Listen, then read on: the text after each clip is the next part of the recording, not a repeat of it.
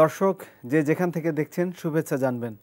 সমসাময়িক গুরুত্বপূর্ণ বিষয় নিয়ে এনটিভির আজকের আলোচনার আয়োজনের আয়নায় আমন্ত্রণ জানাচ্ছি চোখ রাখার, সাথে থাকার। দিনের গুরুত্বপূর্ণ সংবাদ দিয়েই শুরু করতে চাই। আজকের যে গুরুত্বপূর্ণ সংবাদগুলো বিভিন্ন গণমাধ্যমে স্থান পেয়েছে তার মধ্যে কয়েকটি জানিয়ে রাখছি। 13 নভেম্বর ঘিরে নাশকতার ছক কষা হচ্ছে, কার্যক্রম নিষিদ্ধ আওয়ামী লীগ। রাজধানীতে দিনে রাতে বাসে আগুন, ককটেল বিস্ফোরণ। আরও একটি সংবাদ হচ্ছে নির্বাচন পেছালে সর্বনাশ হবে দেশের, মন্তব্য মির্জা ফখরুলের। অভ্যুত্থানের একক কৃতিত্ব ছাত্রদের নয় বলেছেন ডক্টর মঈন খান। আরও একটি সংবাদ, গ্রেড উন্নীতের আশ্বাসে শিক্ষকদের একাংশের আন্দোলন প্রত্যাহার, প্রজ্ঞাপন না হওয়া পর্যন্ত চালিয়ে যাবে অন্য অংশ। বলছিলাম সরকারি প্রাথমিক বিদ্যালয়ের শিক্ষকরা আন্দোলন করছে বেশ কিছুদিন ধরেই।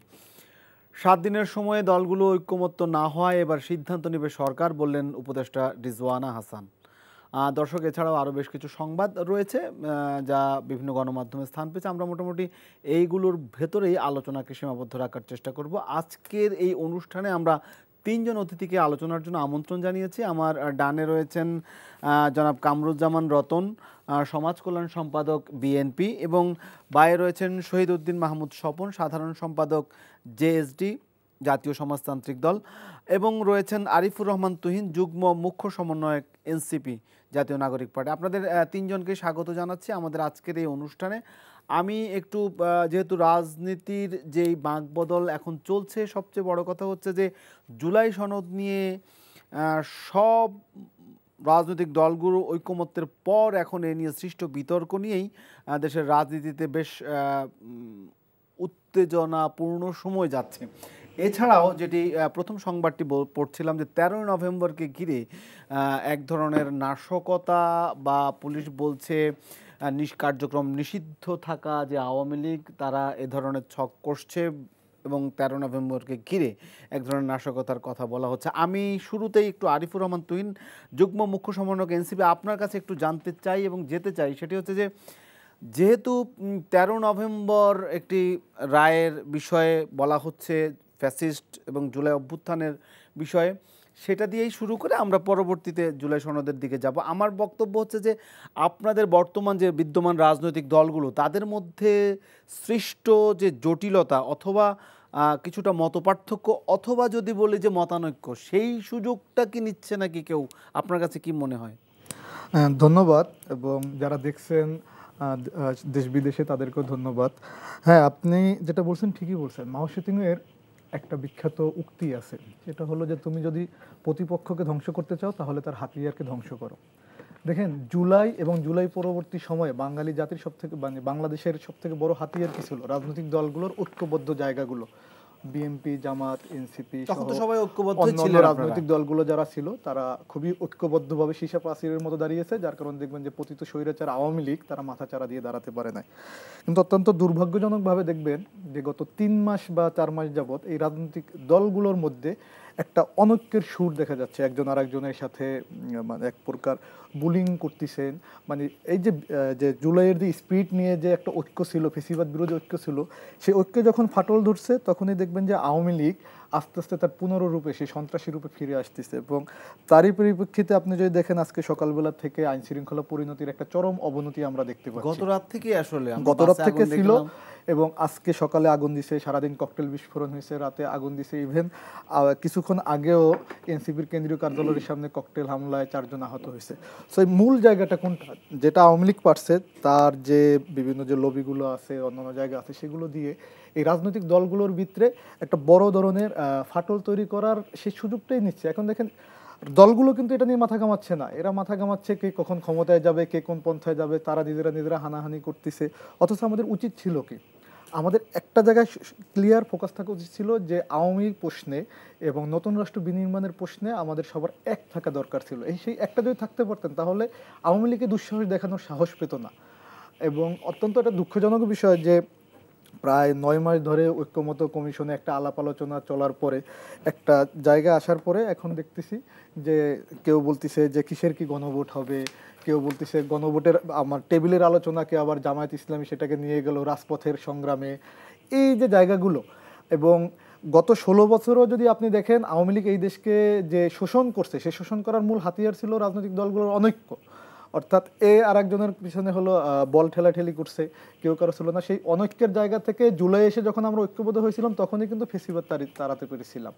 মানে ঐক্যটা যখনই হয়েছে তখনই সফলতা এসেছে। হ্যাঁ, ঐক্যর জায়গায় আপনি দেখেন জুলাইয়ে যখন আমাদের আন্দোলনটা শুরু হয়, সবগুলো রাজনৈতিক দল এসে যে সেই ছাত্র জনতার নেতৃত্বে আন্দোলনে সামিল হয়েছে। এবং আপনি দেখবেন যে 26শে জুলাই বিএনপির পক্ষ থেকেও যে প্রেস স্টেটমেন্ট দিয়েছিল মির্জা ফখরুল সাহেবের, সেখানেও তিনি সকল মানে সেই জামাত, হেফাজত সহ সকলকে উনিও কিন্তু ঐক্যবদ্ধভাবেই ছাত্রদের পাশে দাঁড়ানোর জন্য আহ্বান জানিয়েছেন। এবং এইটা ছিল কি, তাইলে আপনার ঐক্য ছিল হাসিনা পালিয়ে যেতে বাধ্য হয়েছে।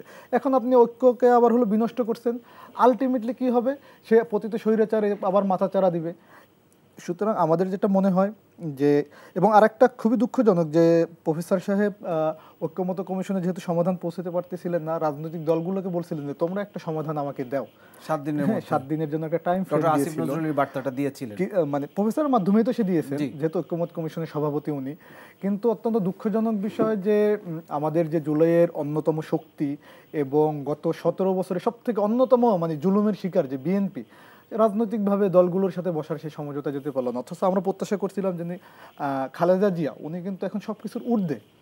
এই জায়গাটা থেকে মানে যদি সেই দেশনেত্রী বেগম খালেদা জিয়া উনি আপসীন নেত্রী, উনি যদি রাজনৈতিক দলগুলোকে ডাকতো, এনসিপিকে ডাকতেন, উনি জামাত ইসলামীকে ডাকতেন, যে আসেন আমরা একত্রিত করি। এবং আমরা দেখতে পাচ্ছি যে ওনাকে কিন্তু উনি সামনে নির্বাচনও করবেন, হয়তো প্রধানমন্ত্রী ক্যান্ডিডেট বিএনপির পক্ষ থেকে উনিই হতে পারেন। তাহলে কি হতো যে খালেদা জিয়ার যে সম্মানের জায়গাটা, ওনাকে ওনার মাধ্যমে যদি ওনার দল এটাকে সমাধানে নিয়ে আসতেন, আরো খুব সুন্দর হইতো।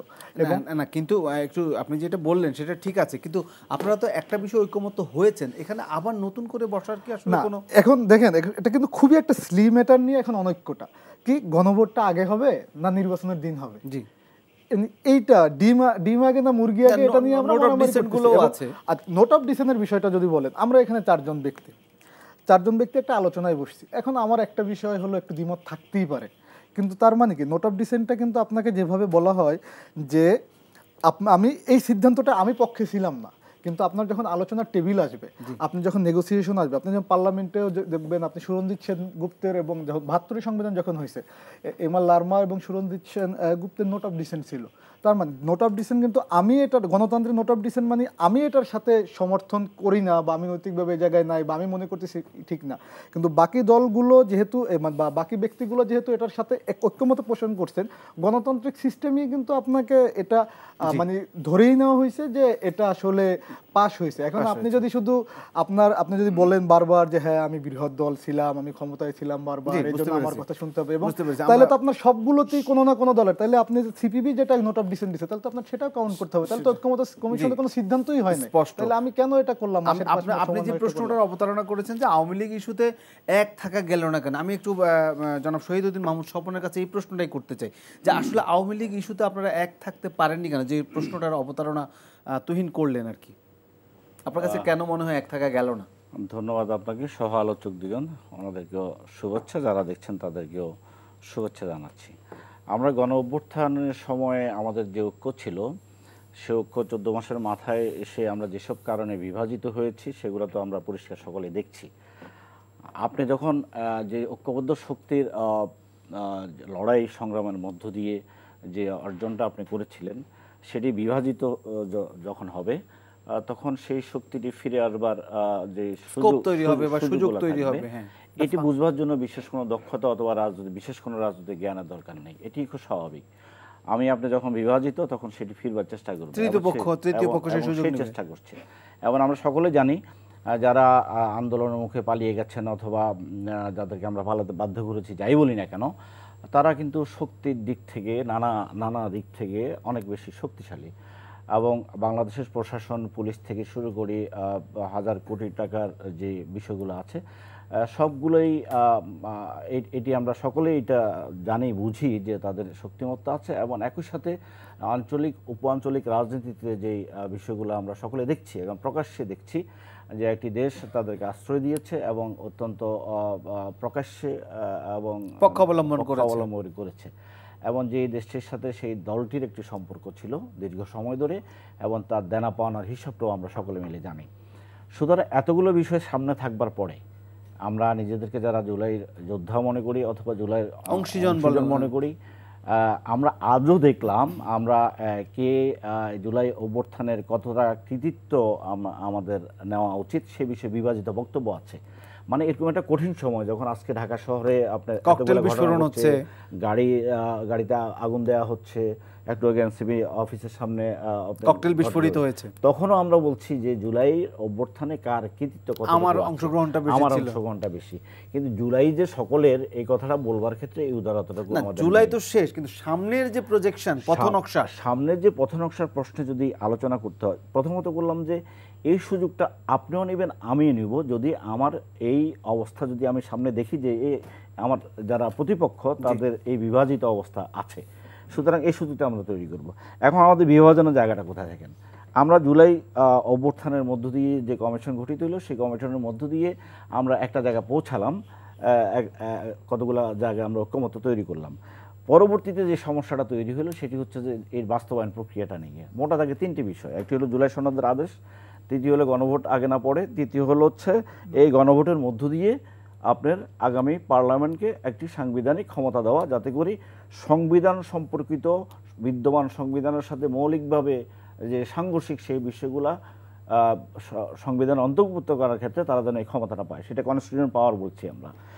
সেই সব প্রশ্নে যখন আমরা ঐক্যমত হলাম এবং নোট অফ ডিসেন্স যেসব বিষয় ঐক্যমত তৈরি হয়েছে যেটা আমরা দলিলে স্বাক্ষর করলাম, পরবর্তীতে কমিশন যেটি সরকারের কাছে সাবমিট করলো সেটির সাথে দলিলের যে পার্থক্যটা দেখা দিল, এটি সংকটটা তৈরি করবার ক্ষেত্রে এক ধাপ এগিয়ে নিল।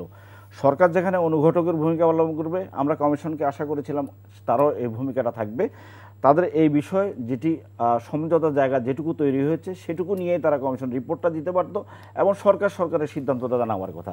কিন্তু সেখানে যে বিভাজনটা তৈরি হলো সেটি হচ্ছে নোট অফ ডিসেন্টের প্রশ্নে, যেটা তুহিন বলবার চেষ্টা করেছে যে নোট অফ ডিসেন্ট অর্থ হচ্ছে যে আমি আপত্তি করছি কিন্তু আমি সিদ্ধান্তটা মেনে নিচ্ছি, কিন্তু এখানে নোট অফ ডিসেন্টের সে ব্যাখ্যাটা ছিল না। কমিশনে পরিষ্কার এটা বিএনপির পক্ষ থেকে পরিষ্কার বলা হয়েছে যে আমরা যেটুকু বলছি যেখানে আপত্তি করছি সেটা নোটে থাকতে হবে, টেক্সটে থাকতে হবে, এবং আমরা যদি নির্বাচনী ইশতেহারের মধ্য দিয়ে জনগণের সম্মতি আদায় করতে পারি তাহলে আমরা আমি এই বিষয়ে একটু, যেহেতু বিএনপির কথা বলেছেন, আমি একটু শেষ করি, আবার আসবো কারণ আমার একটু তাড়া আছে। আমি একটু বলতে চাই, বিএনপি মহাসচিবের কথা যিনি বললেন যে বিএনপিকে যেটি দেখানো হয়েছে এবং যেটি জমা দেওয়া হয়েছে, আমরা জুলাই ঐকমত্য যেই খসড়ার কথা বলছি, সেখানে মহাসচিব বলেছে যে এটা আসলে এক ধরনের ব্ল্যাকমেইলিং করা হয়েছে। মানে এই ব্ল্যাকমেইলিং করার সুযোগটা আসলে মানে কেন এই সরকার দেখালো, যদি ধরেই নেই তার কথায়? ধন্যবাদ সহ-আলোচক এবং আপনাকে। মহাসচিব যে কথাটা বলেছেন যে নোট অফ ডিসেন্ট যেটা ভিন্ন মত, আমি এই ইস্যুতে আমার একটা ভিন্ন মত আছে। এই জায়গাটায় যখন ঐক্যমত কমিশন যেটা আমাদের আলী রিয়াজ সাহেব জমা দিলেন, এবং এটা কিন্তু 31 তারিখ পরে, এটা কিন্তু টাইমটা কিন্তু ওভার হয়ে গেছে এবং এইটাকে এক্সটেন্ডেড করলো, কিন্তু এটা কিন্তু জাতি জানে না, উনি তো আবার আমেরিকা চলে গেছে, সেটা আমরা প্রশ্ন না।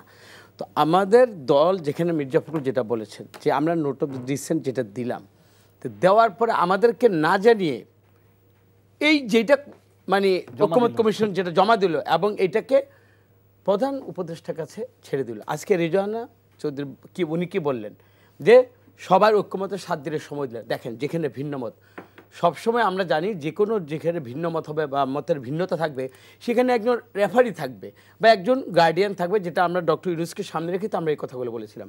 এটা যদি শূন্যের মাঝারে আমরা 3 জনকে নিশ্চয় কোনো ব্যাপার আমরা একমত হব না, নিশ্চয়ই আপনি এখানে সঞ্চালক হিসাবে আপনি এটাকে যেটা সত্য বা ন্যায় যেটা সেটা আপনি বলবেন যে এইটা মেনে নেন।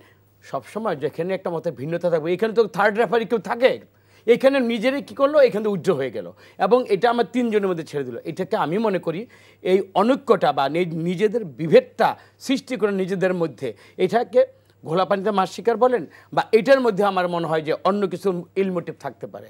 আমার মনে হয় যেটা হয়েছে, এবং আমাদের দল প্রথম থেকেই বলেছে আমরা এই 10টার আমাদের পয়েন্টের উপর আমাদের নোট অফ মানে ডিসেন্ট যেটা আছে, কিন্তু সম্পূর্ণ এটাকে কোনো আলোচনার ভিত্তিতে না এনে বা আমাদের দলের যে প্রতিনিধি কাউকে না জানিয়ে সে এইভাবে একটা জমা দিয়ে এটা মানে এভাবে মানে বাজারে ছেড়ে দিল। এবং আরেকটা কথা কি, এখানে আরেকটা সবচেয়ে বড় ব্যাপার, সেটা হলো যারা মানবে না এটা জনগণের সামনে এটা ডিসক্লোজ করা হবে।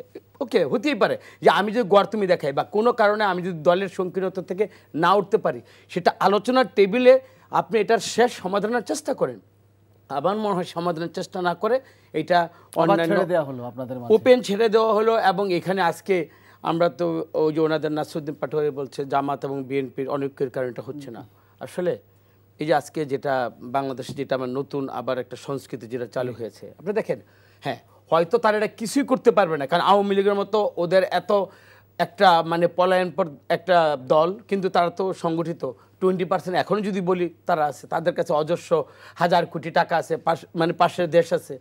একটা মিসক্রিয়েন্ট বা অপকর্ম তারা করতে পারে, এইটা হয়তো না তারা পারবে না, এটা কিন্তু শিওর। কিন্তু আমাদের আজকে আপনি যদি বলেন না আমরা সবাই একমতে একটা বাসি দেবে যে আওয়ামী লীগের বিরুদ্ধে যেটা আমরা 5ই আগস্ট যেটা আমরা পেয়েছি, ওইখানে সবাই যদি যে কোনো ইস্যুতে আজকে যদি আবার একমত হয়ে আমরা যদি হুঙ্কার দিই না, আমরা দাঁড়িয়ে আছি এক মঞ্চে, তখনই দেখবেন এই মিসক্রিয়েন্ট ওরা কিছুই করতে পারবে না। আমরা এবার সরাসরি আলোচনায় চলে যাচ্ছি।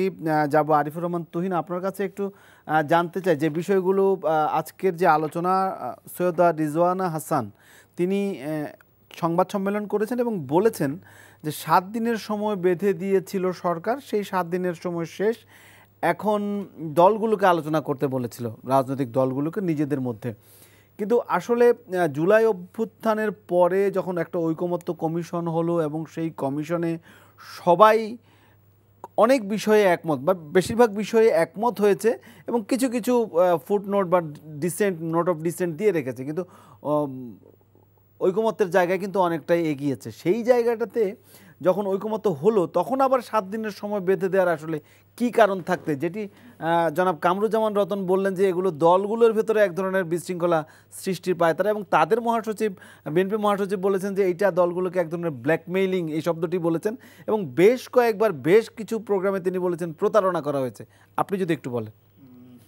দেখেন, এটা খুবই আসলে বলতে পারবো যে মজার বিষয়। আমরা যখন ঐক্যমত্য কমিশন বা বাহিরে সবসময় সংস্কার নিয়ে কথা বলতাম বা বিভিন্ন বিষয় নিয়ে কথা বলতাম, আমাদের প্রিয় 2 রাজনৈতিক দল, একটা হলো জামায়াত ইসলামী, অলমোস্ট 82-83 বছরের একটা পুরাতন রাজনৈতিক দল, এবং বিএনপি তার বয়সও 43 বছর, 47 বছরের মতো, অলমোস্ট 46 বা 47 বছর। তারা বলতো যে এরা তো রাজনীতি নতুন, আমরা অভিজ্ঞ, ওরা বুঝে না। আমরা কিন্তু বারবারই বলে আসছিলাম যে আমাদেরকে ফাইনাল ড্রাফটটা দেখাও, তোমার রুট ম্যাপ কি সেটা দেখাও, তুমি কিভাবে এটা বাস্তবায়ন করবে এটা ক্লিয়ার করো, কারণ আমরা তোমাকে বিশ্বাস করি না। হ্যাঁ, লেট মি ফিনিশ। তো আমরা তোমাদেরকেও আমরা কোনো কাউকে বিশ্বাস করতে চাই না। আমরা যখন চূড়ান্ত রূপরেখা দেখব সেটাকে তুমি ডিসক্লোজ করবা, ইভেন যে আদেশটা কি হবে, আদেশের কপিটাও তুমি জাতির কাছে পাবলিশ করবা, তারপরে আমরা স্বতঃস্ফূর্তভাবে এটা স্বাক্ষর করব। কিন্তু অত্যন্ত দুঃখের বিষয় যে বিএনপি জামাত সহ যে বাকি রাজনৈতিক দলগুলো তারা এত অভিজ্ঞতার কথা বলে, হ্যাঁ, তারা এটা খুশি মনে হয় এক প্রকার ডাকদল পিটিয়ে গিয়ে তারা এটা জুলাই সনদে একটা স্বাক্ষর করে আসলো, এবং এটা করে আসার পরে সারা বাংলাদেশে তাদের নেতাকর্মীদের মাধ্যমে এনসিপিকে এতভাবে ভেসিং করলো যে এটা হলো চিলড্রেন পার্টি, তাদের অস্তিত্ব শেষ, তারা কেউ নাই, জুলাই সনদ তাদের মতো করে এটা পাশ হয়ে যাচ্ছে, এনসিপি আউট হয়ে যাচ্ছে। এবং সম্ভবত সালাউদ্দিন সাহেব বলছিল এটা দুর্ভাগ্যজনক এনসিপি স্বাক্ষর করে নাই, এবং তিনি এটাও বলেছিলেন এনসিপি এখন স্বাক্ষর করার জন্য রাস্তা খুঁজছে। এখন দেখেন এসে কি হইলো, এত অভিজ্ঞতার ঝুলি নেওয়া দল যারা 2বার সরকার গঠন করছে, জামাত ইসলামী নিজেও একবার বিএনপিকে সমর্থন দিয়ে সরকারে আনছিল, একবার নিজে সরকারে ছিল, ইরশাদের সাথে একবার, মানে বিশাল অভিজ্ঞতা সম্পন্ন, তারা এখন বলতেছে আমি প্রতারিত হচ্ছি। তো ভাই, তুমি এত অভিজ্ঞতা, হ্যাঁ আপনার এত অভিজ্ঞতা, দীর্ঘদিন রাজনীতি করছেন, আপনি জেনে বুঝে মানে একটা বন্ডে সিগনেচার করলেন যেখানে কিছু লেখা নাই, মানে আপনি ক্লিয়ার না এটা কি হবে। সো এই সংকটটা তাহলে তারা যদি ওই সময় রিজিট থাকতো যে আচ্ছা ঠিক আছে আমাদেরকে দেখাও, আপনারা কিছুটা বুঝেছিলেন, তাই তো? আমরা তো বুঝতেছি যে বাংলাদেশে, আমরা তো বারবারই বলতেছি যে এই সরকারে যারা আছেন সবাই যে পুরোপুরি অভ্যুত্থানকে ধারণ করে তাও তো না, এবং চতুর্দিকে আপনি এস্টাবলিশমেন্টের একটা যে 16 বছরের যে এস্টাবলিশমেন্ট, এবং দেখেন সব থেকে মূল বিষয়টা কি, আওয়ামী লীগের প্রধান শক্তি কি, 72-এর সংবিধান। আমাদের সব থেকে বড় দুর্বলতা কি, রাজনৈতিক যে দল বন্ধু প্রতিম যে আমাদের দলগুলো আছে, তারা 72-এর সংবিধানকে এখনো কোনো না কোনোভাবে হলো আঁকড়ে ধরতে চায়। তো আপনি 72-এর সংবিধানের মধ্যে থাইকে যখন করতে যাবেন সব কিছু, আপনার এই জগা খিচুড়ি পাকাবি। আপনি এই জায়গা থেকে যদি একটু চিন্তা করেন, আপনি কিসের ভিত্তিতে স্বাক্ষর করলেন তখন কাগজ না দেখে একটা অন্ধকারের মধ্যে? এটা তো আসলে এটাকে কিসের অভিজ্ঞতা বলবো না, আসলে আমি তাদেরকে বুঝি না। দেখানো হয়েছিল না, কিন্তু যেটি তাদেরকে কিন্তু খসড়া পুরো জমা দেওয়া হয়েছে সেখানে তাদের পুরো প্রস্তাবগুলো রাখা রূপরেখা হয়নি। কিন্তু দেখানো হয় না। এবং আপনি তাহলে এই বিশ্বাসে কেন গেলেন যেখানে আপনার জুলাই সনদটা মানে যেটা আদেশের কপিটা নাই? আপনার আদেশের কপিটাই তো চূড়ান্ত কপি, তাই না? তো আদেশের কপিটা যখন নাই, আপনি বলছেন এটা দিব, কিসের ভিত্তিতে আপনি দিলেন? এবং এর আগে কিন্তু একবারেই অসততা ঐক্যমত কমিশন করছে। জুলাই প্রোক্লেমেশন অর্থাৎ ঘোষণাপত্র যখন ঘোষণা করা হয়েছে তখন এক রকমের দেখানো হয়েছে, ওখানে যাওয়ার পর ঘোষণা দিয়েছে আরেক রকমের। আমরা তো ওটা থেকে শিক্ষা নিছি, কিন্তু আমাদের বন্ধুরা শিক্ষা নেয় নাই। এখন তারা শিক্ষা না নিয়ে স্বাক্ষর টাক্ষর করে সারা দেশে একটা উৎসব মুখর পরিবেশ তৈরি করে আমাদেরকে কোনো ঠাসা করে এখন বলতেছেন ভাই আমি প্রতারিত হচ্ছে। আর একটা বিষয় হচ্ছে যে দেখেন, আর একটা বড় যে জায়গাটা যে আপার হাউস মানে আপার চেম্বারটা কি কারণে হবে? বাংলাদেশে তিনবার তিনটা দল নিরঙ্কুশ সংখ্যাগরিষ্ঠতা পেয়েছে, 2/3 মেজরিটি অ্যাবভ। প্রথমবার পেল শেখ মুজিব 73-এর নির্বাচনে, এবং এটা বাংলাদেশের অন্যতম কলঙ্কিত নির্বাচন। হওয়ার পরে এই যে 72 সংবিধান যেটাকে আঁকড়ে রাখতে চাচ্ছে বিএনপি, ওই সংবিধানের বলে যেহেতু নিরঙ্কুশ সংখ্যাগরিষ্ঠতা হয়েছে, মাত্র 7 মিনিটের বক্তব্যে নিজের রচিত সংবিধানে নিজেকে নিজে হলো রাষ্ট্রপতি মানে একটা বাকশাল কায়েম করলো, সব দল নিষিদ্ধ করলো। এরপরে 2001 সালে বিএনপি এবং জামাত সরকার পেল 2/3 মেজরিটি পেয়ে কি করলো? সে হলে সংবিধানটাকে সে সংশোধন করে ফেললো, করে বিচারপতির বয়স 2 বছর বাড়ালো, কেন তার পছন্দের ব্যক্তি কে এম হাসান যাতে প্রধান উপদেষ্টা হতে পারেন। এটার মাধ্যমে কি হলো? দেশে একটা অরাজক পরিস্থিতি সৃষ্টি করলো, লগি বৈঠা দিয়ে আওয়ামী লীগ 111 আসলো, 111 এসে দেশটাকে ধ্বংসের মুখে ফেলে দিল। এরপরে 2009 সালে শেখ হাসিনা আবার হলো নিরঙ্কুশ সংখ্যাগরিষ্ঠতা নিয়ে এসে তত্ত্বাবধায়ক সরকার ব্যবস্থা, যেটাকে আপনার আন্দোলনের ফসল, এটা তো জনগণের আন্দোলনের ফসল, এবং খালেদা জিয়া সম্মানের সাথে সেই রায় মেনে নিয়েছিল, আন্দোলনকে মেনে নিয়েছিল, সেটাকেই বাতিল করে দেশে একটা ফেসিবাদ কায়েম করলো। এই জন্য আমরা কি বললাম? আমরা বললাম যে এই ব্যবস্থা বাতিল করার জন্য বিএনপির পক্ষ থেকেও 2টা চেম্বার করার কথা ছিল। তারাও বলছিল যে 2টা চেম্বার হোক, আপার চেম্বার আর লোয়ার চেম্বার। এখন বিএনপি কি চায়? নারী কোটার মতো হলো এভাবে একটা কোটারি, যে আপনি 200 আসন পেলেন, অর্থাৎ আপনি ভোট পেলেন 30%, কিন্তু মেজরিটি আসন ভিত্তিক তো মেজরিটি হয়, সেভাবে আপনি তার ভিত্তিতে একটা আপার চেম্বার করলেন। এটা তো জনগণের টাকা দিয়ে হাতিপালা, আমি কেন এটা পাল্টে যাব? কারণ আপনি তো মহিলা আসনও তো ওইভাবেই হচ্ছে, এটা দিয়ে আসলে আলটিমেটলি কোনো সমাধান না। আমরা বললাম যে না, ঠিক আছে, তুমি যেহেতু এই 3টা যে কালো অধ্যায় হলো, সংবিধানকে কাটাছেঁড়া করে দেশকে সংকটের মূলে গণতন্ত্রকে গলা টিপে হত্যা করা হলো, আপার চেম্বারটা হোক প্রফেশনালিতে অর্থাৎ ভোটের পার্সেন্টেজে, লোয়ার চেম্বারটা ট্রেডিশনাল মেথডে হোক। এবং সবগুলো দল অলমোস্ট সবগুলো দল এগ্রি করলো। বিএনপি এখানে এসে, আমি জানি না কেন, এখানে এসে সে সকল সংকটের মূল কিন্তু এই জায়গাটাই।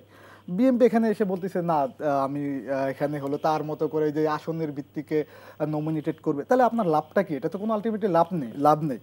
আপনি ভোট পাচ্ছেন 40% বা 35%, কিন্তু আপনি রায় দিচ্ছেন, সংবিধানের রায় নিয়ে নিচ্ছেন হলো তার বেসিসে। এটা তো হতে পারে না।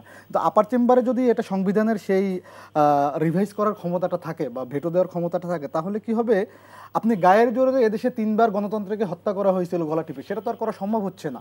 আর তাইলে আপনার 50+1 অর্থাৎ 51% মেজরিটি আপনার পাইতে হবে মাস্ট। আর নাইলে আপনি যৌক্তিকটা তাইলে আপনি বিরোধী দলে যারা আছে তাদের সাথে নেগোসিয়েশন করে আপনার সংবিধান সংশোধন করতে হবে। তাহলে বাংলাদেশে কিন্তু কখনোই ফেসিবাদ ফিরে আসার সুযোগ নয়। এবং দেখেন বিএনপি কিন্তু সবথেকে বেশি সাফারার এই সমস্যার কারণে। আপনি গত 16 বছরে জিয়া পরিবারের উপরে কিভাবে করা হয়েছে, 4,500 গুম খুন হয়েছে শুধু বিএনপির।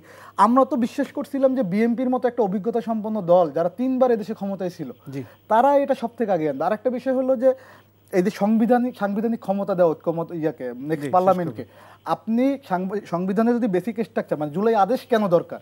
বেসিক স্ট্রাকচার জিয়াউর রহমান যখন 5ম সংশোধনী আনছিল, এটা কিন্তু বাংলাদেশের ওয়ান অফ দ্য বেস্ট সংশোধনী, কিন্তু এটা টিকে নাই কেন? এটা না টিকার কারণ বেসিক স্ট্রাকচারে আপনি হাত দিলে সুপ্রিম কোর্ট হাইকোর্ট আপনাকে এটা বাতিল করে দিবে। কারণ হাইকোর্টের কাজই হলো যে জনগণের অভিপ্রায় যে সংবিধান আছে তার বেসিক স্ট্রাকচার রক্ষা করা। সুতরাং জনগণের গণভোটের মাধ্যমে যখন বেসিক স্ট্রাকচারের পাওয়ার নতুন করে দেওয়া হবে এবং সাংবিধানিক পরিষদ হবে, আমরা কিন্তু বলছিলাম 72-এর সংবিধানই বাতিল করা উচিত, নতুন একটা সংবিধান দেওয়া উচিত। তখন ওইটার বেসিসেই কিন্তু করতে হবে। অভ্যুত্থানের পর পট পরিবর্তনের পরেই কিন্তু সেই অভিপ্রায়টা কি আপনার পরিলক্ষিত হয়েছে? আপনার শপথ নেওয়া হলো সেই 72 সংবিধানে এবং রাষ্ট্রপতির কাছেই শপথ নেওয়া হলো, সেই স্ট্রাকচার থেকে আসলে হঠাৎ করে কিভাবে একটা বাইরে হওয়ার প্রক্রিয়া লাগবে? বাইরে হওয়ার এখনো তো প্রক্রিয়া আছে। আপনি যদি এখন যে প্রক্রিয়াটা আছে, আপনি হাইকোর্ট কি বলছে? হাইকোর্টকে যখন হলো ব্যারিস্টার মহাসিন রশিদ যখন রিট পিটিশন করলো যে কিসের ভিত্তিতে সরকার গঠন করা হয়েছে আমাকে দেখো, তখন হাইকোর্ট কিন্তু সরাসরি রায় দিয়ে দিয়েছে যে এটা জনগণের অভিপ্রায় সরকার। এবং গণ অভ্যুত্থান পৃথিবীব্যাপী এবং রাষ্ট্রবিজ্ঞানে এটা হলো সবথেকে বড় ম্যান্ডেট, অর্থাৎ গণ অভ্যুত্থানের ম্যান্ডেট লেখা হয় রক্ত দিয়ে, এটাকে কিন্তু সবসময় ম্যান্ডেট। তো আপনি গণ অভ্যুত্থানের অভিপ্রায়ের মাধ্যমেই তো হাইকোর্টের রায়ের বেসিসে তো প্রফেসর ইউনূসের মাধ্যমে দিতে পারে। জিয়াউর রহমান মাশাআল্লাহ প্রোক্লেমেশন দিছে না, উনি দিচ্ছেন, ওনাকেও কিন্তু এই সময় একটা শ্রেণী ভুল বোঝানো হয়েছিলেন, মরহুম মওদুদ সাহেব সহ যারা ছিলেন, আল্লাহ ওনাদেরকে ভেস্ত নসিব করুক। জিয়াউর রহমান কিন্তু ওই সময় গণপরিষদ করতে চেয়েছিলেন, ওনারা বললেন না, কোনোভাবে এটার মধ্যে দিয়ে আমরা চালাই যাই, কারণ ওই যে ৭২-এর ভারতীয় সংবিধান প্রীতি, এটা কিন্তু আওয়ামী লীগের বড় শক্তি, এবং ওই সংবিধান রক্ষা করতে গিয়েই আজকে আমাদের ভিতরে অনৈক্য, আজকে আমাদের নিজেদের মারামারি। আর অন্য দিক থেকে কি হচ্ছে, আওয়ামী লীগ এখানে ভাই বলছেন যে হ্যাঁ হুইসেল দিলে সব একসাথে হবো, কিন্তু তার মাঝখানে যে ড্যামেজটা হচ্ছে, এই যে ড্যামেজটা হচ্ছে, এবং এই বাঁশি বাজাবে এটা নিয়ে আবার দেখবেন হলো ঠেলাঠেলি শুরু হবে। হ্যাঁ জি, আমি একটু আমার যখন সুযোগ আসছে তখন আমি কেন সেই সংবিধানটা ৩ বার এদেশে ফেসিবাদ কায়েম করছে তাকে কেন আমি আঁকড়ে ধরবো, তাকে তো আমি ছুঁড়ে ফেলে দিব, এটা তো বাংলাদেশের সংবিধান না। সেটাই শহীদুদ্দিন মাহমুদ স্বপনের কাছে একটু জানতে চাই যে তিনি যেটা বললেন যে আদেশের কপি নাই, তারপরে সই করা হলো জুলাই সনদে না দেখেই, এবং তারা সেই জন্য করে নাই। আপনাদের আসলে মানে এইটাকে কিভাবে দেখছেন? না দেখে, বা আপনাদের কাছে একটা দেয়া হলো, সেখানে উপস্থাপন করা হলো আরেকটা, তাহলে এইটা কি আপনাদের মানে অভিজ্ঞতা বা প্রাজ্ঞতার অভাব কিনা? এটা না, প্রথমত হচ্ছে সেটাই বলছি। প্রথম হচ্ছে আমি এটা ভুলে গিয়েছিলাম, আর 10 নভেম্বর শহীদ নজরুল হোসেন দিবস, গভীর শ্রদ্ধা জানাচ্ছি যে বাংলাদেশের গণতান্ত্রিক উত্তরণের জন্য যে সংগ্রাম করেছিলেন, একই সাথে আবু সাইদ মুগ্ধা যারা একই পথে হাঁটলেন, তাদেরকে শ্রদ্ধা জানিয়ে আমরা যে আলোচনাগুলো করছি তাদের প্রতি যথার্থ শ্রদ্ধা জানাতে পারছি কিনা সেই প্রশ্নটা আমাকে তাদের আসলে আমার নিজের যথার্থ শ্রদ্ধা তখনই হবে যখন আসলে গণতন্ত্রটা সুসংগত হবে। আমার নিজের ভিতরে আছে। আরও একটা বিষয় আমি শুরুতে বলতে চাই, সেটা হলো আমরা জুলাই সনদে যারা স্বাক্ষর করলাম, এনসিপিকে নিয়ে নানা বিতর্ক আছে, কিন্তু এনসিপির যারা দায়িত্বশীল নেতৃত্ব তারা জুলাই অভ্যুত্থানে সামনের সারির নেতৃত্ব দিয়েছে, সাহসের ভূমিকায় অবতীর্ণ হয়েছিল। এটাও বাংলাদেশের একটা ট্র্যাজেডি যে যাদের প্রফেসর ইউনূস সরকার বলেছিলেন তাদের অভিপ্রায়ে তিনি এই সরকার গঠন করেছেন এবং তারা তার নিয়োগকর্তা, সেই নিয়োগকর্তা যারা উনি বলেছিলেন তাদেরকে বাদ দিয়ে কিন্তু জুলাই সনদ হলো। এটা কিন্তু ইতিহাসে লেখা থাকবে, কী কারণে হলো, কেন হলো না, সেটি আরেক বিতর্ক। তো এটাও একটা ট্র্যাজেডি আমি মনে করি, তাদেরকে নিয়ে কেন করতে পারলাম না আমরা, আপনি যে কেন অন্তর্ভুক্ত করা গেল না, এটি সরকারের জায়গা থেকে একটা বিশাল ব্যর্থতা। আপনি যেটি বলছেন যে আমাদেরকে না, যেটি হচ্ছে যে একটি সরকার আছে, প্রফেসর ইউনূস সরকার, আমাদের জুলাই সনদে কি কি থাকবেন সেটি তো আমাদের দেওয়া হয়েছে, আমাদের কি দেওয়া হবে হ্যাঁ সেটা তো উপস্থাপন করা হয়েছে, এবং একটা লিখিত পুস্তিকা আকারে সেদিন হস্তান্তর করা হয়েছে, এবং সেগুলো আমরা জেনেছেন, পড়েছেন, দেখেছেন, তারপর স্বাক্ষর করেছেন, তাই তো? সুতরাং এই ক্ষেত্রে আমাদের ভুল বা আমাদের বুঝবার ক্ষেত্রে ধন্যতা আছে, আমি এটা বলতে চাই না, বলার কোনো সুযোগ নেই।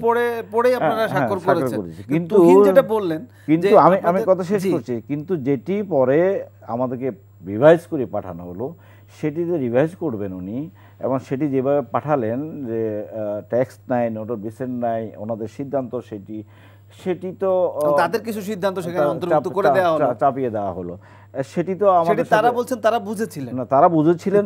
আপনি বুঝবার ক্ষেত্রে হ্যাঁ তারা বিদ্যা বুদ্ধির সাথে বুঝতে পারতেন আর কি, কিন্তু বাংলাদেশের রাজনৈতিক দলসমূহ মনে করছে যে জুলাই অভ্যুত্থানের মধ্য দিয়ে যে প্রত্যাশিত যাত্রা শুরু করবার দরকার, সেই যাত্রাটা যেন আটকে না থাকে, সেটির একটি ধাপ অন্তর আমরা অতিক্রম করি, এবং এই জায়গায় এটা চেয়েছি, এবং কিছুটা বিশ্বাস আস্থার জায়গা তো ছিলই। কমিশন এই জায়গায় নতুন কিছু উপস্থাপন করবে এটি তো প্রত্যাশিত ছিল না।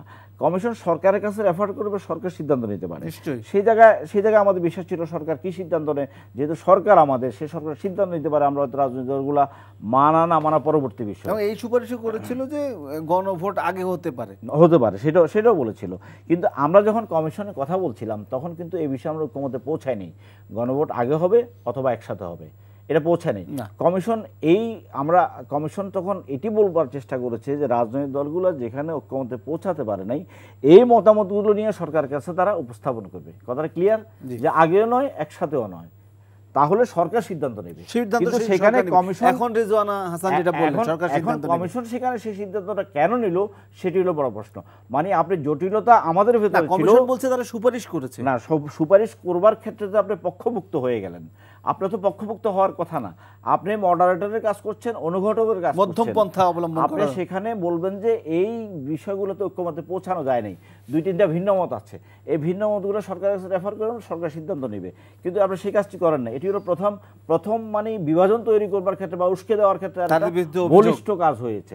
এরপরে দেখেন আজকে সরকার রাজনৈতিক দলগুলোর উপর দায়িত্ব দিয়ে দিলেন, যে রাজনৈতিক দলগুলো 2 মাস পর্যন্ত এটা করতে পারে নাই, 3 মাস পর্যন্ত করতে পারে নাই, 6 মাস পর্যন্ত করতে পারে নাই, এবং সেই রাজনৈতিক দলগুলো পরস্পর বিরোধী অবস্থান করছে। আপনি তাদেরকে বলছেন তোমরা ঠিক হয়ে আসো, 7 দিনে ঠিক হয়ে আসো। এটি কোনো রাষ্ট্রের পক্ষে এরকম একটা গুরুত্বপূর্ণ বিষয়। আপনি দেখুন 54 বছরের ভেতরে জুলাই গণ অভ্যুত্থান, জুলাই সনদ তৈরি করার কোনো ঘটনা ঘটছিল? জুলাই অভ্যুত্থান হয়েছিল, এরকম কোনো ঘটনা হয়েছে যে আমাদের কেন কমিশন করতে হলো, কেন 11টা কমিশন হলো, কেন 6টা কমিশনের সংস্কার প্রস্তাব নিয়ে আমরা 3 মাস পর্যন্ত আলোচনা করলাম, কেন এত সময়, শ্রম, অর্থ ব্যয় করলাম? তার মানে এটা বিশেষত্ব ছিল। অনেকে বলেন যে এটা কোনো দরকার নাই, এটি কেন হয়েছে? বড় বড় দলগুলো থেকে বলা হয়, অনেক সময় বিএনপি থেকে সরকার বলছে যে আপনাদেরকে ঐকমত্য করার জন্য আপনাদের কোর্টে বলটা ঠেলে দিয়েছেন, এখন আপনারা যেহেতু পারেন না, বলটা সরকার আবার সরকারের কোর্টে চলে গেল। আমি মনে করি সরকারের উদ্দেশ্যের জায়গায় এটা যথার্থভাবে সৎ উদ্দেশ্য হিসাবে বিবেচনা নেওয়া যায় না, কারণ সরকার বললেন দুরভিসন্ধি, ব্ল্যাকমেইলিং। আমি সেই অর্থে ভাষায় বলতে না চাইলেও সরকার কি করতে চাইতেছে সেটা বড় দিয়ে বোঝা যাবে। কিন্তু সরকার এটি এখানে ঠেলে দেওয়ার মধ্য দিয়ে রাজনৈতিক দলগুলোর ভিতরে যে বিভাজন যেটি আছে সেটাকে আরো উস্কে দিল। কারণ এর ভেতরে জামাত ইসলামী বললেন যে আমরা আলোচনা বসতে চাই, বিএনপির পক্ষ থেকে বলা হলো সরকার ডাকলে বসবো, নাহলে বসবো না। তার মানে আরো বিভাজিত। জামাত ইসলাম 11 তারিখে সমাবেশ ডাক, কালকে তারা সমাবেশ ডাক, তারা লক্ষ লক্ষ লোক হাজির করবে। এখন এই জায়গায় যেখানে আরো বেশি সাংঘর্ষিক মুখোমুখি, বিএনপি বলছে যে তাহলে আমরা যদি রাস্তায় নামি তাহলে সংঘর্ষ হবে, তাহলে বাংলাদেশটাকে আরেকটা সাংঘর্ষিক জায়গায় যাচ্ছে। আবু সাইদ মুগ্ধের রক্তের বাংলাদেশ কি আরেকটা সংঘর্ষ হবে, আরেকটা জুলাই গণঅভ্যুত্থানের দিকে যাচ্ছে? কোন জায়গায় যাচ্ছে? আপনি বলছেন যে আজকে যে ঘটনাগুলো ঘটলো সারা দেশে, এই ঘটনাগুলোকে এভাবে প্রতিহত করা যাবে? এই ঘটনাগুলো পুনরাবৃত্তি ঘটবে না? আরো ভয়াবহ ঐক্যবদ্ধভাবে ঘটনা প্রতিহত করতে পারবেন? ওই যে রতন ভাই যেটা বলতে চাইলেন যে আমরা হুইসেল মারবো কোত্থেকে? হুইসেল তো 10টা, এখন এক হুইসেল তো নাই, 10 জনের হাতে 10টা হুইসেল। কোন হুইসেলের কি অর্থ এটা তো কেউ জানে না এখন, কারণ জনগণ কেন নামবে আপনার হুইসেলে? এখন জুলাইয়ের অভ্যুত্থানের এক জায়গায় যখন আমরা সকল ছাত্ররা, শ্রমজীবী মানুষরা যখন লড়াই সংগ্রাম করে চূড়ান্ত জায়গায় আসলো, আমরা রাজনৈতিক দলসমূহ তাদের পেছনে দাঁড়ানো আসা, আমরা তখন মনে করলাম যে একটাই, আমরা নেতৃত্ব সেটাকে মেনে নিয়েছি, আমরা তারা যা বলার চেষ্টা করেছে, যে কর্মসূচি দিয়েছে সেটাকে আমরা অনুসরণ করেছি। এখন কি সেই কর্মসূচি অনুসরণ করার জায়গা আছে? ঐক্য কি আছে আমাদের? সেই ঐক্যের তো জায়গায় নাই। বরং যেই মানে ওই যে সোজা আঙ্গুলে ঘি উঠবে না, ঘি খেতে হলে বাঁকা আঙ্গুলে উঠাতে হবে, আবার সংঘর্ষ হতে পারে, এই ভাষা বা এই বয়ান যখন পরস্পরের প্রতি আমরা বলছি, তখন সত্যিকার অর্থে জুলাইয়ের যে আকাঙ্ক্ষা, নতুন বাংলাদেশ বিনির্মাণ করার যে প্রচেষ্টা, এত রক্ত, এত ঘাম, শ্রম, আমরা আসলে ভুলে গেছি। ভিডিও ফুটেজগুলো আমাদের সামনে থেকে সরে গেছে। কি ভয়াবহ চিত্র! এই চিত্রগুলো আমাদের মাথায় নেই।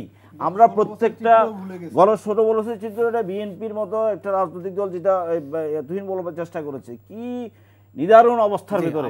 এবং আমরা যারা এই অংশীজন রাজপথে ছিলাম, আমরা প্রতিটা মুহূর্ত আমাদের প্রতি কতটা ঝুঁকির ভিতরে, সেই জায়গায় আসি যদি আজকে রাজনৈতিক দলগুলো তাদের বিভাজিত হয়।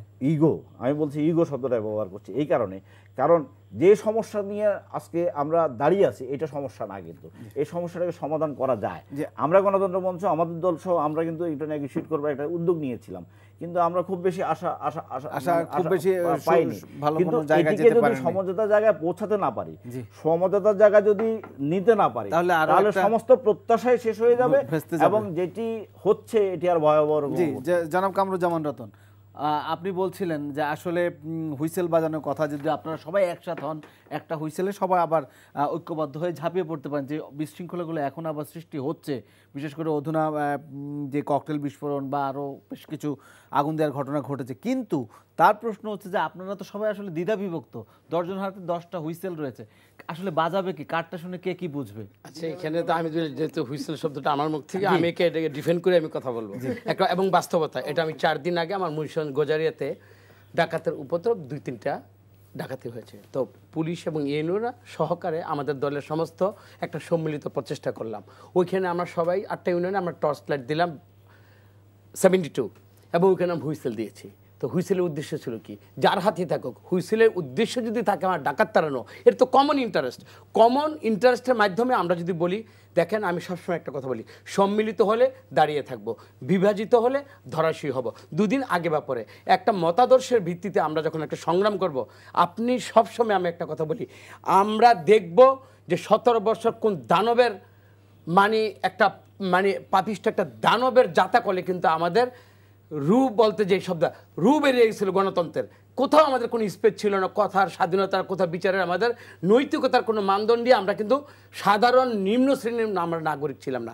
এখন দেখেন একটা কথার যৌক্তিকতা দিয়ে কিন্তু আমরা এখানে সবাই কথা বলছি, এইটা হলো আমার, এখানে আমি কথায় কারো কাছে হারবো না। কিন্তু আসল কথাটা হলো জনগণের সমর্থনের উপর একটা পাটাতন থাকে, ওই পাটাতনের উপর যদি আমি দাঁড়িয়ে কথা বলি, সেইখানে আপনি যে কোনো সমস্যা, হ্যাঁ আমি জাতীয়তাবাদী দল, আমার 3বার ক্ষমতায় ছিল এনসিপি ভাইরা, আমরা তো তাদেরকে প্রথম আমরা বলি যে রক্তের উপর দাঁড়িয়ে এই বাংলাদেশের আমরা নতুন একটা ভেন্টিলেশনের মাধ্যমে একটা শ্বাস প্রশ্বাস নিলাম, এই শ্বাস প্রশ্বাস নিয়ে তো আমরা দাঁড়ালাম।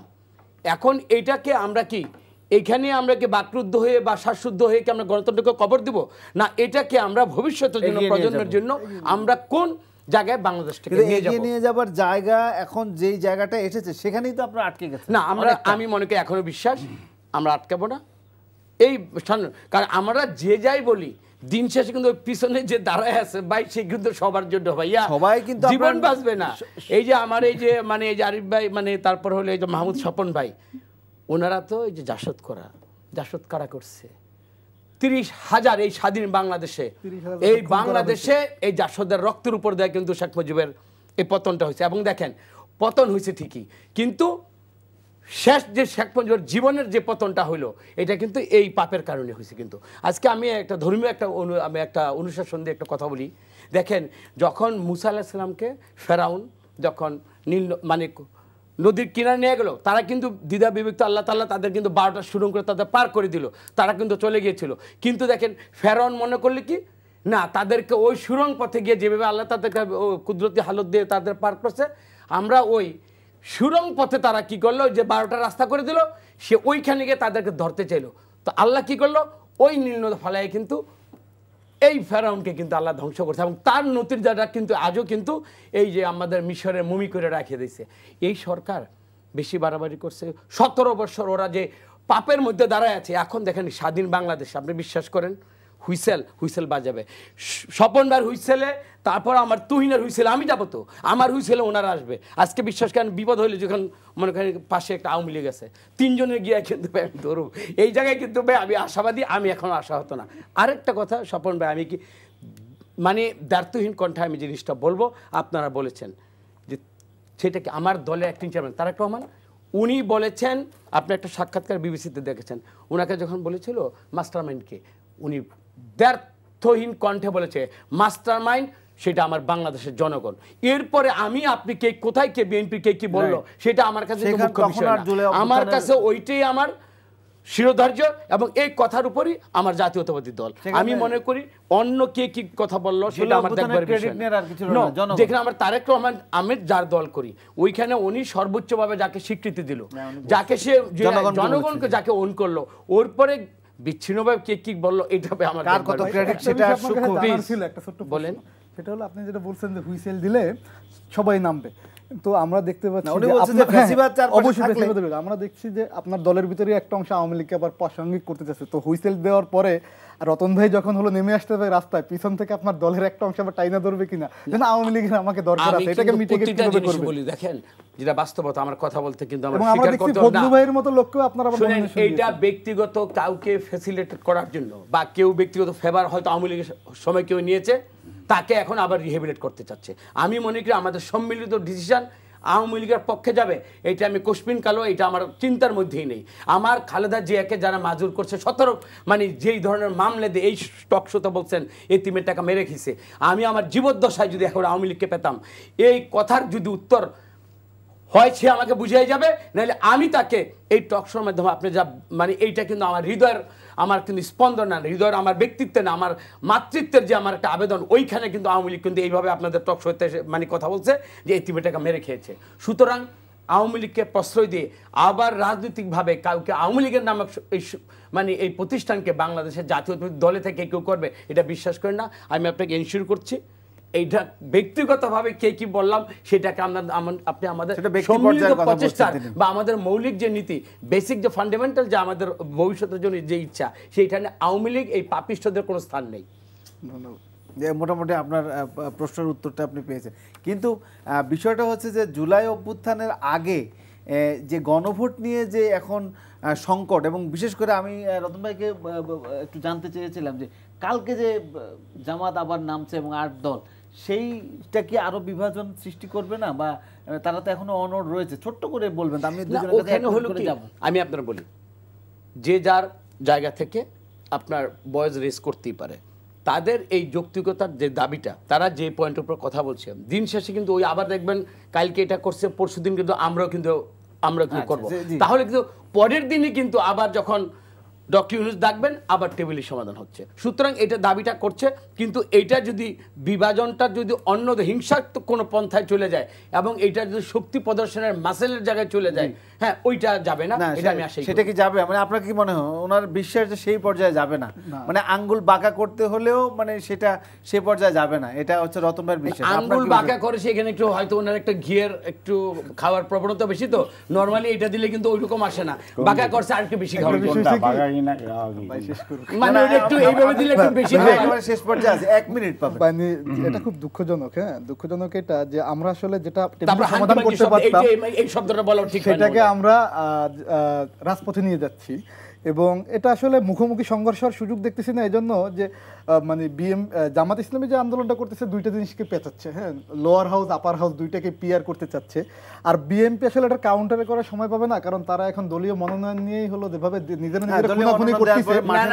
আজকেও একজন মার্ডার হয়েছে, এটাকে অতিরঞ্জন বলা হচ্ছে। দীর্ঘদিন আপনারা দেখেন 3টা টার্মে ইলেকশন হয়নি, 237 দিয়েছে, এখানে মাত্র 13টা আসনে এরকম হচ্ছে ভাই। আজকেও কিন্তু মুন্সিগঞ্জে আপনাদের না না না মুন্সিগঞ্জে আমি আপনাকে ব্যক্তিগত একটা মোল্লাকান্দি ইউনিয়নে ব্যক্তিগত পর্যায়ে এটা দলীয় কোনো আদর্শ কোনো ব্যাপারই না, এটা আপনার information totally 100% this is wrong. আসন নিয়ে আলোচনা এবং মনোনয়ন দেওয়ার পরে কিছু বিশৃঙ্খলা সৃষ্টি হয়েছে, এটা হতে পারে, সেটা ভিন্ন প্রসঙ্গ। আমরা যেটা মনে করি, জি আপনি শেষ করবেন। আমি একবার দায়িত্বশীল জায়গা থেকে, যেহেতু বিএনপি দেশে 3বার লিড দিছে এবং দ্বন্দ্বটা যেহেতু বিএনপি ভার্সেস জামাতের ভিতরে এখন সবথেকে বেশি হচ্ছে, আপনি দেখেন গত 40 বছরে বিএনপি এবং জামাত একে অপরের অনেকটা বন্ধুর ভূমিকায় ছিল। আমরা ব্যক্তিগতভাবে মানে আমরা দল হিসেবে মনে করি যে তারা বাস্তবতা বুঝে এই সমস্যাটা সমাধান করবে, এবং এই যে মানে জুলাইয়ের মাধ্যমে আমরা যে একটা নতুন বাংলাদেশের স্বপ্ন জাতিকে দেখিয়েছি, সেটার ভিতরে যদি আমরা না দিয়ে যদি এটাকে মানে ভেস্তে দেই, তাহলে এর করুণ পরিণতি ভোগ করতে হবে। এবং মারার আগে আওয়ামী লীগ যদি ফিরে আসে বা থার্ড পার্টি অন্য কেউ যদি ফিরে আসে, মারার আগে আমি এনসিপি করি আমাকে মারবে, আর ধরেন রতন ভাই বিএমপি করে তাকে একটু সাথ দিবে, এটা কিন্তু দেখবে না।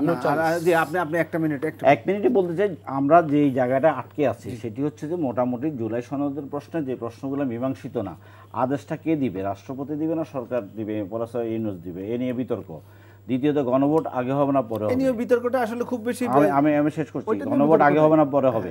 আর গণভোটের বিষয়টা কি? গণভোটের বিষয় হচ্ছে যে জুলাই সনদের সম্মতি নেওয়া জনগণ থেকে, আরেকটি হচ্ছে যে আগামী পার্লামেন্টকে কনস্টিটিউশন পাওয়ার দেওয়া, যাতে করি যে জুলাই সনদের বিষয়গুলো যেগুলো আছে সেগুলো যেন এই নির্ধারিত সময়ের ভিতরে এটি যেন সংবিধানে অন্তর্ভুক্ত করা হয়।